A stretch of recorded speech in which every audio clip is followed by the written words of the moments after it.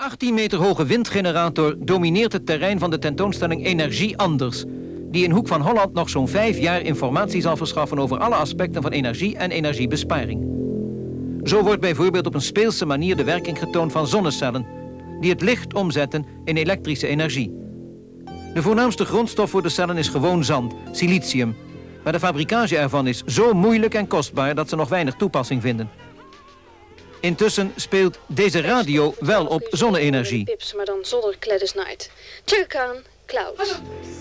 Op het gebied van energiebesparing zijn er verschillende isolatiematerialen te zien, als ook dubbele beglazing en thermostaatkranen voor de centrale verwarming.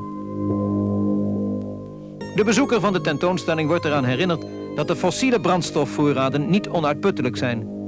De wereldvraag naar olie bijvoorbeeld is momenteel groter dan de hoeveelheden die jaarlijks worden gevonden. Steeds meer landen verhogen daarom hun steenkoolproductie en zoeken naar mogelijkheden om de kool te vergassen, om luchtverontreiniging tegen te gaan. Het natuurlijke gas, zoals wij dat sedert jaren bij Slochteren uit de grond halen, is een schone energiebron. En hetzelfde geldt voor water, dat in tal van landen de kracht levert voor de opwekking van elektriciteit. En dan is er natuurlijk de kernenergie, waarbij gebruik wordt gemaakt van radioactieve splijtstof. Die radioactiviteit levert gevaar op voor de gezondheid. En vooral na Harrisburg is de onrust ook in Nederland gestegen.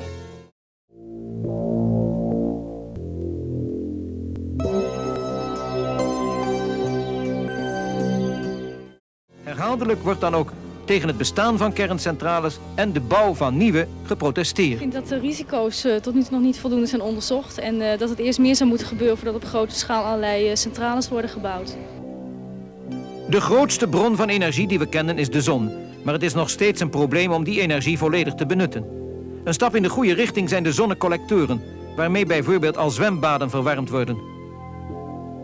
Ook in Hoek van Holland is de werking van zonnecollectoren te zien in een huisje waar zowel de verwarming als de warmwatervoorziening voor een groot deel op basis van zonne-energie gebeurt.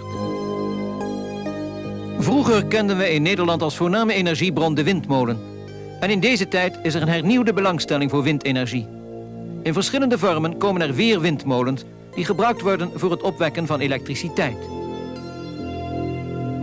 In Nederland is onder meer geëxperimenteerd met de windmolen van de Franse ingenieur Darieux, waarvan een door Fokker gebouwd proefmodel ook te zien is op de boeiende tentoonstelling Energie Anders in Hoek van Holland. Gemakkelijk bereikbaar met energievoordelig openbaar vervoer.